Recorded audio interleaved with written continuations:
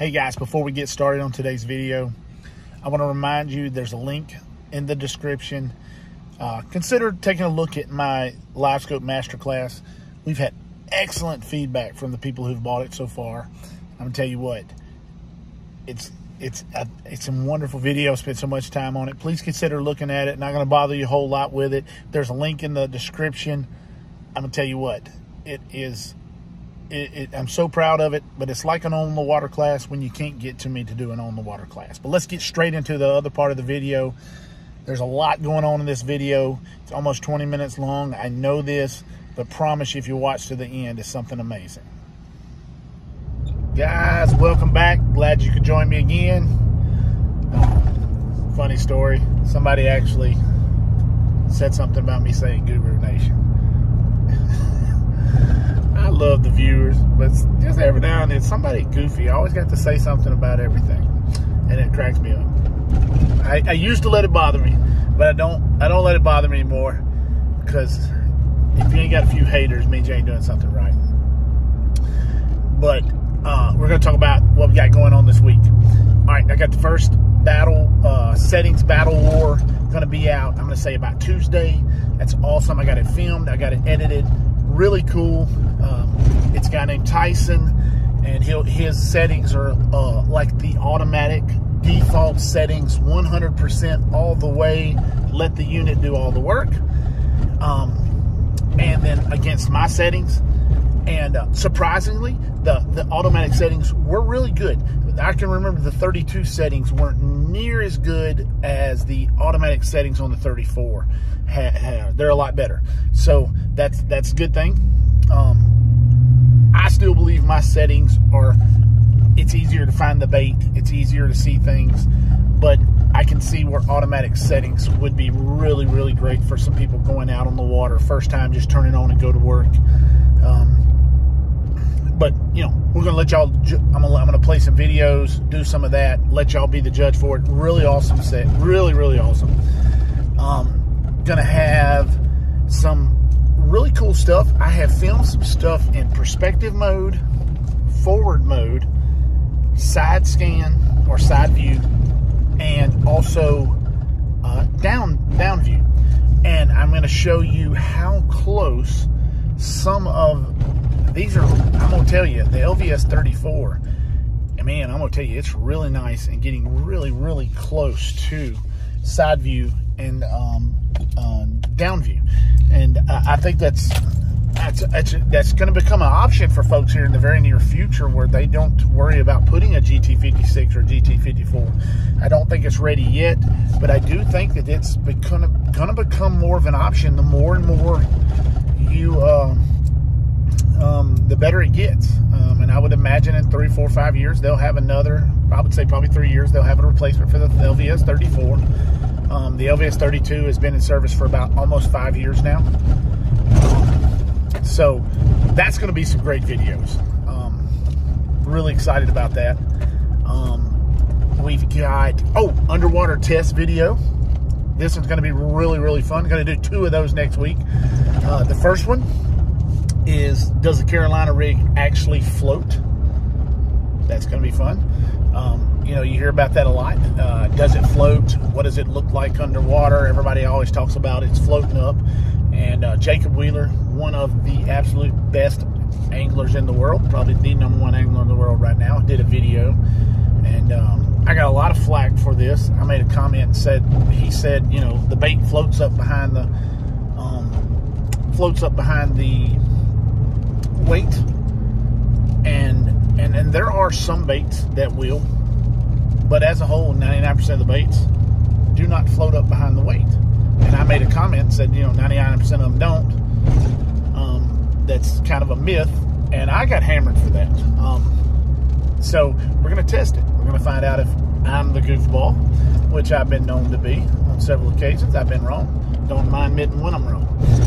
And we're going to do a test on, this is pretty cool, a line test. I got some braid. I got some fluorocarbon. I got some fluoro clear, which is a kind of a hybrid. It's actually called hybrid by Yoziri. And I got some monofilament. We're going to look at some baits with those lines and see how they appear underwater, and kind of see the, see how invisible some of the lines are and things like that. That's going to be a really cool test. That's really awesome. So we got lots of great stuff, but also in the terms of the getting something wrong. All right, so a guy brought it to my attention. I did a video just the other day talking about the reason I set my depth, and I stated that, and in my brain I knew what I'm wanting to say, but I stated something. I said, as we get out into deeper water, the Livescope transducer goes from like 540, I think, to like 1120 or something like that. I'd have to look at the actual numbers. And I made a statement that as it get out to further water, it's going to give you more power. When I say further water, actually, it's like if you're in 20 foot of water, putting it on 30 will give you more power, therefore end up in a clearer picture. And he pointed out, or a higher frequency would give you, and he pointed out that it's probably the opposite. As you get out to deeper, say 30 foot of water, you set it on 30, it's going to give you a lower frequency. And I had it backwards, and he is completely right. After I thought about it and really kind of thought about it, I don't mind saying I'm wrong. And being said, as we know, the lower frequencies don't give you as much target separation, as much clarity. They don't have as much sensitivity. The higher frequencies give you that great detail. So, what happens is, in my opinion, I still stick by this because of my experience in using it. By setting it about 10 foot lower, you get a clearer picture, and I think it's because of the lower frequency, gets a little bit better penetrating power. And so he was right. I was wrong on my wording on that. He is definitely right, and so I'm gonna admit I was wrong. My thought process still is that 10 foot, 8 to 10 foot deeper than your depth will give you a clearer picture, and I think it's because you get a lower frequency, so you get a little bit better penetrating power. And this is taking what he said into account and even understanding and learning more, because I'm always in the learning process, so I don't mind admitting when I'm wrong. So definitely admitting that. When you're up closer, you got those high frequencies. You get high frequencies, so you're going to get more detail, better, clearer images, but you're going to get more detail. When you get out, when I say set it on 10 foot lower, it's going to lower that frequency a little bit, so it gets better penetrating. You're fooling it into thinking the bottom is a little bit further away, so it naturally drops that frequency just a little bit, because it goes back and forth, and it chooses the frequency based on all that. So that would attest to it being not picking up as much. You got a little bit lower frequency, a little bit less detail, therefore you get a little bit clearer picture. That's my opinion. I don't have any scientific data to back that up, but what he said makes a whole lot of sense, so I'm definitely admitting I'm wrong there. I don't mind it. So we're got a lot of great videos coming up this week. And one other thing, this is really something. So I talked to a guy. This is about when I really got irritated about them canceling or outlawing Livescope in the Muskie tournament. And I had one guy that was extremely upset. He was very, very, very fired up. He said I didn't know all the facts. So I inboxed him, tried to have a conversation with him, and after he calmed down a few minutes, he informed me that Josh Jones had really did him dirty on his page, and things like that. So he was just frustrated. We got calmed down. We had a good conversation. Turns out the guy had 7 Livescopes on his unit. Now, I don't know if these were all LVS 32s, LVS 34, PS 22s. He didn't say. So what happened was, he said that the Muskie Trail doesn't have a limit on how many you can have. He said, and this guy kind of pushed the law or the limit or the line of the unwritten rule of, you don't have that many on there. So he pushed that limit. And so therefore, the tournament organizers kind of in a big screw you type move said we're outlawing them all. It made a lot of the anglers mad. Now, I still stand by my original statement and say, why outlaw something when this is available to all contestants? said it's like these guys literally went in about a 300-acre chain. It's a chain of lakes. I don't know all the details on that. He said it was like a chain of lakes. And he said that they caught like 10 muskie, and it was literally every muskie in that lake that they pretty much caught, because they were able to look in a 360 direction around the boat, essentially, and be able to cover the entire water. Now, well, first of all, I'm going to say this. The Livescope beam's only 20 degrees wide, so 7 times 20 is 140, so it's not completely 360, but I could see if positioned well, you could cover a lot of the water. Now, my thought and my argument with him was, you got to know people are going to push the limits. That's what makes people great. I mean, Bill Belichick is known for pushing the limits of the rules in order to win and be victorious. That's your job as a competitor. That's your job as a player, is to push the limits. You want to push it to the very end, because somebody's always going to push it more than you. And so I think if they didn't want the one Livescope unit on there, and they said it wasn't about outlawing units, they were just trying to do pretty much a big screw you to this one angler because he pushed the limits. So my thought is, if you thought that this make it happen, why didn't you set it up at the beginning of the season? A mid-season rule change is a bad idea, because it looks like, and exactly what they did was, they were unhappy that one guy pushed the limits, he won, and it made the other guys mad, so they voted it where he couldn't do that anymore. Now, granted, this guy did finish last in the first couple tournaments of the season, so, and all the other anglers did have Livescope, they just didn't have 7. So that kind of made everybody mad. Now, and I told him he needs to look at our point of view. A lot of anglers, bass anglers, we don't believe trolling is real fishing. You're just driving around with a bait behind. I don't. But I don't know nothing about that. That's how you have to fish for muskies. He said if you cast, you got to cast like 1,000,000 times. Matter of fact, I think the muskie is known as the fish of 10,000 casts or something like that. So, you know, you cast a lot, only catch one. Trolling is you're just pulling the bait. You're not actually manipulating the bait with your hands, not reeling. So I said, look, some people don't think that that's real fishing. So why don't you outlaw that? And so we kind of had a good conversation. He's once he calmed down, a real nice guy. I'm not even going to mention his name, but he's a real nice guy once we calmed down. Matter of fact, we even talked about maybe coming up there one day doing a trip, and I think that would be awesome. He's a guide.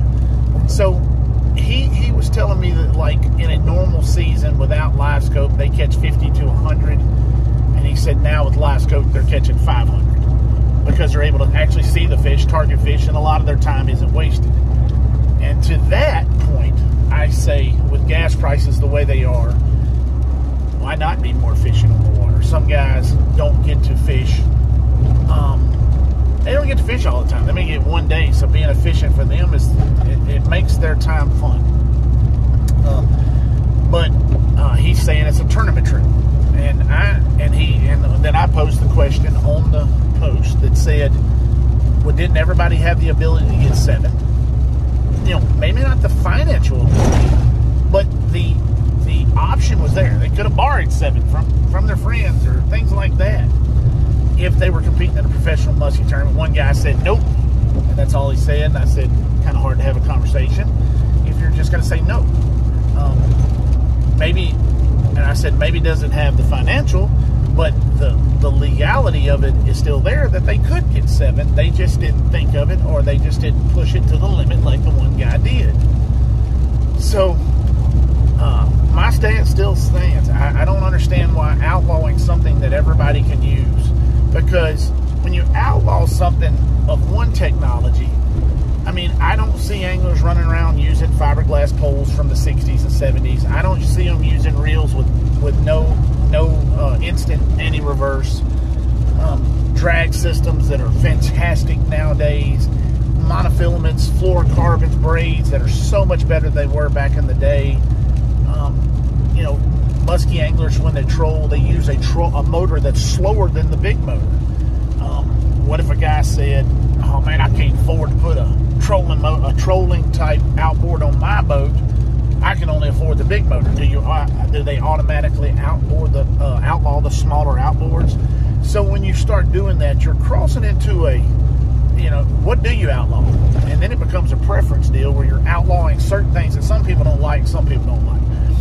Fishing, this world is a changing world, and technology-wise, it changes daily. You either adapt or you get left behind. And that is one of the reasons I do my courses.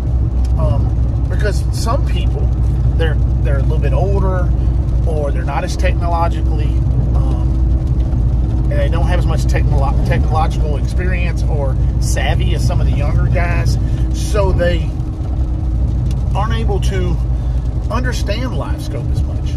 And that's okay, because I don't judge somebody for that. I will teach them and show them a way to better enjoy fishing. And I want to tell you something. I have yet to have a client, not one single client, and I do a lot. A lot of my clients are over 50. They're 40, 50, 60 years old. That when they leave there, they aren't having a better time fishing. I'm talking about 60-year-old guys. They're enjoying fishing again like it's the first time they ever been, and having fun. And isn't that what it's all about? Isn't getting anglers on the water and more people on the water what it's all about? To some people, it's not, because they don't like the crowded lakes of the pre-pandemic era. They like the old, go out there and there's 10 boats on the water. Well, I'm here to tell you, we need every angler. We need every person hunting, fishing, owning firearms that you can possibly have, because it's under attack on a daily basis.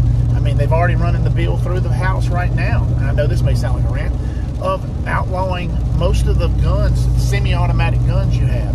Now, what does that have to do with fishing? Once they get through there, then they start attacking other areas that they don't agree with. And it never stops until they get it. So we need all the anglers, the hunters, the fishermen to all band together and stop trying. We're having a war among ourselves when the outside is having a war against all of us and they don't care. So we need to stop that. And whatever gets people on the water, buying more fishing license, buying more hunting license, that's what we need. So I'm under the thing that whatever it takes to get people on the water, do it. Our younger generation, they don't go hunting and fishing anymore because it's boring. How do we get them on the water? Hey, they love video games. And, you know, Livescope to a point is a video game in some ways. So why not get them out there in nature, learning, enjoying? And man, what better does it do to say a papa taking his grandson fishing and both of them are playing a video game essentially and having a blast and spending time together and learning new things. So that's my little take on all that. A lot of great stuff coming this week. I love it. If you made it to the end of this 18-minute video, okay, here's what I'll do. The first person that makes it to the end of this 18-minute video and says, I made it, I'm here, or I watched it all, or something like that, got a brand new set. I've ordered 10. It's going to be a limited run. It's going to say ring the bell with a little bitty double G in the side. It's going to be the statement. I'm going to give away a hat to one person. They're not in yet. They're still being made. We're still working on design. They should be in at the end of next week at the latest. They're going to be red and gray. Maybe like red front, gray back. Really cool new color. The first person that watches the entire video and says, I want that hat. No, here we go. Not I want that. First person that says ring the bell gets that hat. The very first person. If your comment shows up first, I'm going to pick the first comment that I see. So if it doesn't show up before theirs, I'm going to do my best to be fair. You know I'm a fair guy. First person that says ring the bell will get one of my newly designed ring the bell Garmin Guru hats. I'm only going to have 10. It's going to be a limited run. I'm going to have 7 for sale. 3 of them are already spoke for. This one, one I'm going to keep for myself. Of course, you got to have one for myself, right? And then one I'm giving to another person that has made a purchase from me in the past, and that is real big on this page. So I'm real, I promised him something there. So I got 7 that are going to be for sale, but we're not not even going to sell them until we get them in. But whoever says ring the bell first.